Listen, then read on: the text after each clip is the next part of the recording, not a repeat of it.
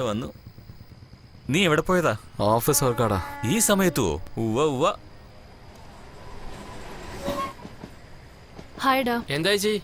വണ്ടി പഞ്ചറായിന്നേ. ചേട്ടൻ പുറത്തു വരിക്കാ. ഞാൻ ഒട്ടിച്ച ദേ അവിടെ എത്തുന്നതിന് മുമ്പ് വീണ്ടും പഞ്ചറാവും. ചേച്ചി വണ്ടി രാവിലെ എടുത്തോളൂ. രാവിലെ പറ്റില്ല, രാത്രി എടുത്തോട്ടെ. ആ ശരി ചേച്ചി, ഇവിടെ വെച്ചിട്ട് പോയിക്കോളൂ. രാത്രി എന്തായാലും ആ എടുക്കാമല്ലേ? തീർച്ചയായും.